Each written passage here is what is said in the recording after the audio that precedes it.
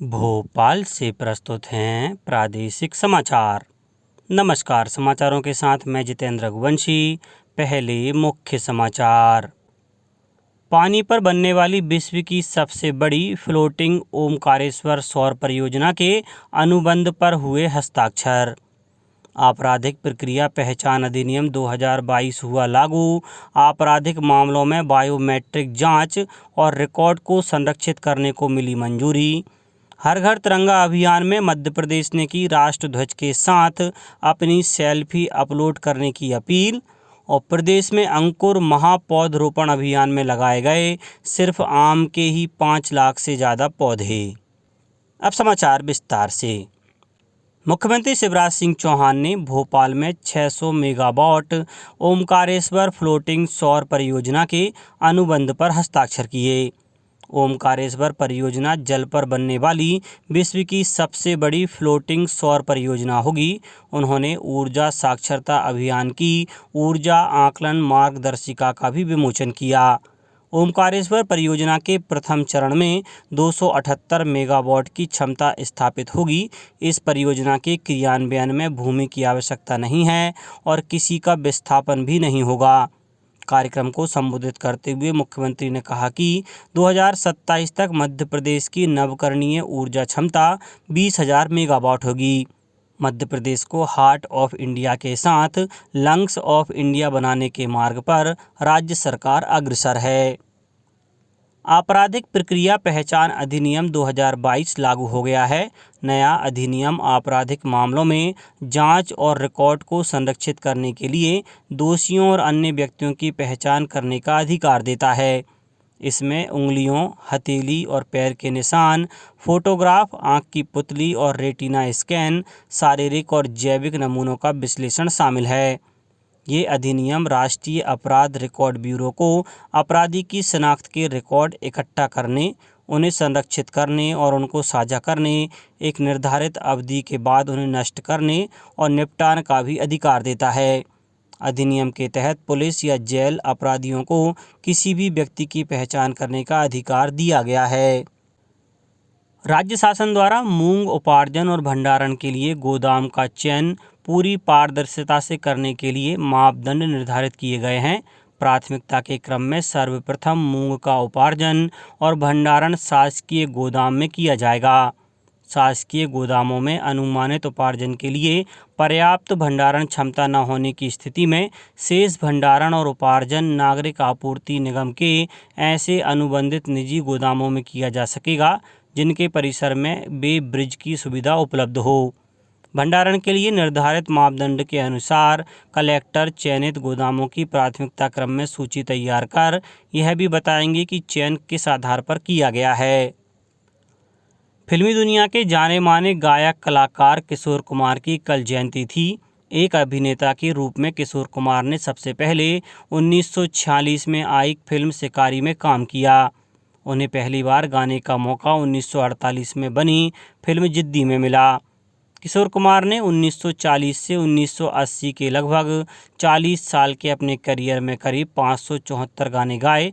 मध्य प्रदेश सरकार ने भी उन्हें लता मंगेशकर पुरस्कार से सम्मानित किया। यही नहीं बल्कि मध्य प्रदेश सरकार ने उनके नाम से किशोर कुमार पुरस्कार भी शुरू किया।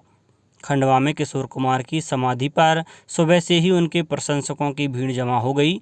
यहाँ परंपरा अनुसार दूध जलेबी का भोग लगाया गया और देश भर से आए उनके प्रशंसकों ने गीत गुनगुनाकर किशोर दा को श्रद्धांजलि दी। गौरतलब है कि किशोर कुमार का जन्म 4 अगस्त 1929 में खंडवा के बॉम्बे बाजार स्थित गौरीकुंज में हुआ था। अग्निपथ भर्ती योजना 2022 में मध्य प्रदेश के 9 जिलों के लिए सेना में विभिन्न पदों पर अग्निवीरों की भर्ती के लिए ऑनलाइन पंजीयन की प्रक्रिया 5 अगस्त से शुरू हो रही है, जो 3 सितंबर तक जारी रहेगी। पंजीयन कराने वाले अभ्यर्थियों की भर्ती रैली 27 अक्टूबर से 6 नवंबर 2022 तक भोपाल के लाल परेड मैदान में होगी।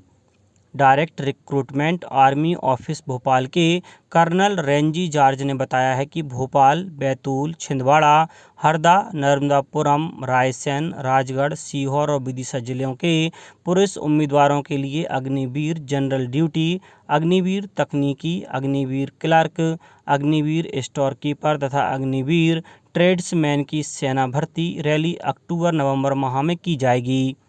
कर्नल जॉर्ज ने बताया है कि अग्निपथ भर्ती योजना में पंजीयन ऑनलाइन ही होगा। इच्छुक अभ्यर्थी भारतीय सेना की आधिकारिक वेबसाइट www.joinindianarmy.nic.in पर 5 अगस्त से 3 सितंबर 2022 तक पंजीयन करा सकते हैं। पंजीकृत अभ्यर्थियों को 7 से 11 सितंबर तक ईमेल द्वारा प्रवेश पत्र भेजे जाएंगे। मुख्यमंत्री शिवराज सिंह चौहान ने कहा है कि हमारा राष्ट्रीय ध्वज देश का गौरव और सम्मान है। उन्होंने अपील की है कि प्रत्येक व्यक्ति राष्ट्रध्वज के साथ अपनी सेल्फी अपलोड करे। मुख्यमंत्री भोपाल में राग दरबारी परिसर में आयोजित कार्यक्रम को संबोधित कर रहे थे।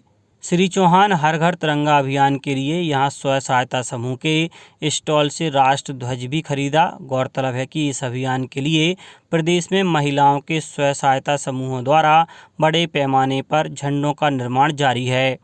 प्रदेश में 1,51,00,000 झंडों की आपूर्ति का लक्ष्य है। वहीं चिकित्सा शिक्षा मंत्री विश्वास कैलाश सारंग ने भोपाल के प्रभात चौराहे पर राष्ट्रीय ध्वज वितरण केंद्र का शुभारंभ किया। इंदौर के उज्ज्वल ठाकरे ने अपनी बांसुरी पर देशभक्ति की मधुर धुन बजाकर हर घर तिरंगा फहराने की अपील की। अशोकनगर में हर घर तिरंगा अभियान के लिए बाइक रैली, छात्र छात्राओं की रैली और सांस्कृतिक कार्यक्रमों का आयोजन किया जा रहा है। गुना में महिलाओं द्वारा मेहंदी लगाकर इस अभियान का प्रचार प्रसार किया गया। सतना में सांसद गणेश सिंह ने भाजपा कार्यालय में तिरंगा उपलब्धता सुविधा केंद्र का शुभारंभ किया। सीहोर में आज जिला स्तरीय पेंटिंग प्रतियोगिता आयोजित की जाएगी। नर्मदापुरम जिले में नगरपालिका सिवनी मालवा द्वारा जन जागरूकता के लिए विधायक प्रेम शंकर वर्मा के नेतृत्व में जन जागरूकता रैली का आयोजन किया गया। मंदसौर में आज सुबह 8 बजे साइकिल रैली का आयोजन किया जाएगा। इस रैली का शुभारंभ वित्त मंत्री जगदीश देवड़ा करेंगे। राजस्व एवं परिवहन मंत्री श्री गोविंद सिंह राजपूत ने कहा है कि प्रदेश में अतिवृष्टि, आकाशीय बिजली से मौत, पशु हानि, जनहानि एवं मकान के क्षतिग्रस्त होने के मामलों में अब तक लगभग 25 करोड़ रुपए की सहायता राशि राज्य सरकार द्वारा प्रभावितों को वितरित की गई है। प्रदेश के जिन क्षेत्रों में अतिवृष्टि के बाद जो नुकसान हुआ है, वहां मुख्यमंत्री श्री शिवराज सिंह चौहान के निर्देश पर प्रभावितों को आर्थिक सहायता पहुंचाई जा रही है। प्रभावित क्षेत्रों में राजस्व विभाग के साथ स्थानीय अमला सर्वे कर रहा है। मंत्री श्री राजपूत ने बताया है कि प्रदेश के 29 जिलों में आकाशीय बिजली गिरने, 12 जिलों में बाढ़ अतिवृष्टि, 30 जिलों में पशु हानि के मामले सामने आए हैं। प्रदेश के 40 जिलों के 397 ग्राम में बाढ़ और अतिवृष्टि से क्षति की जानकारी मिली है। राजस्व पुस्तक परिपत्र के प्रावधान 4-6 के अनुसार प्रभावितों को लगभग 25 करोड़ रुपए की सहायता राशि अब तक वितरित की गई है। श्री राजपूत ने कहा कि अतिवृष्टि से जिन क्षेत्रों में किसानों को नुकसान हुआ है, वहां की सर्वे रिपोर्ट जल्द तैयार कर आपदा राहत कोष से तात्कालिक सहायता राशि बांटी जाएगी। अंकुर महापौधरोपण अभियान में प्रदेश में सबसे ज़्यादा आम के पौधे रोपे गए हैं। राज्य में लोगों ने करीब 5,10,000 आम के पौधे लगाए हैं। दूसरे स्थान पर नीम है, इसके 2,10,000 पौधे लगाए गए हैं। वहीं अशोक, करंज और आंवला के भी 1-1 लाख से अधिक पौधे लगाए गए हैं। अंकुर अभियान में अब तक प्रदेश में 9,95,000 लोगों ने पंजीयन करवाया है। प्रतिभागियों ने अब तक पौधरोपण की 26 लाख से अधिक फोटो वायुदूत ऐप पर अपलोड की हैं। सूचना और प्रसारण सचिव अपूर्व चंद्रा ने भारत में डिजिटल प्रसारण रेडियो पर एक रिपोर्ट जारी की है। इस मौके पर प्रसार भारती के मुख्य कार्यकारी अधिकारी मयंक अग्रवाल भी मौजूद थे। नई दिल्ली में एक बैठक को संबोधित करते हुए श्री चंद्रा ने कहा कि डिजिटल रेडियो के माध्यम से गुणवत्ता में सुधार होगा। उन्होंने कहा कि एक ही बैंडविड्थ पर कई कार्यक्रम प्रसारित किए जाएंगे। संस्कृति, पर्यटन और धार्मिक न्यास एवं धर्मस्व मंत्री सुश्री उषा ठाकुर ने बताया है कि 5 अगस्त से 15 अगस्त 2022 तक प्रदेश में स्थित संग्रहालयों और स्मारकों में प्रवेश निःशुल्क रहेगा। आज़ादी के अमृत महोत्सव के उपलक्ष्य में पर्यटकों और आमजन के लिए यह व्यवस्था की गई है। प्रमुख संरक्षित स्मारकों पर 3 रंगों की प्रकाश व्यवस्था भी की जाएगी। परिवहन के साधनों को पर्यावरण अनुकूल बनाने और परिवहन क्षेत्र को उत्सर्जन रहित बनाने के लिए सरकार ने गैसोलीन के साथ एथेनॉल मिश्रण युक्त ईंधन का विकल्प पेश किया है। इसके लिए बड़े पैमाने पर उत्सर्जन घटाने संबंधी मानक अधिसूचित किए हैं। सड़क परिवहन और राजमार्ग मंत्री नितिन गडकरी ने लोकसभा में इलेक्ट्रॉनिक वाहनों को बढ़ावा देने संबंधी प्रश्न के जवाब में कहा कि जीवाश्म ईंधन पर निर्भरता कम करने और उन्हें उत्सर्जन रहित बनाने के उद्देश्य से उनके मंत्रालय ने 2015 में देश में इलेक्ट्रिक वाहनों को अपनाने और उनके विनिर्माण की योजना की शुरुआत की। अब कुछ समाचार संक्षेप में। जबलपुर के दमोह नाका स्थित एक अस्पताल में आग लगने से मरीजों की मौत के बाद मरीजों की सुरक्षा का मामला हाई कोर्ट पहुंच गया है। अधिवक्ता जन कल्याण परिषद ने इस संबंध में हाई कोर्ट में एक पत्र याचिका दायर की है।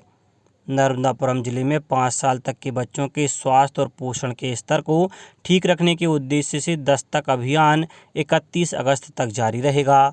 नगरपालिका अशोकनगर और नगर परिषद साढौरा के लिए आज अध्यक्ष और उपाध्यक्ष पद के लिए निर्वाचन प्रक्रिया संपन्न होगी।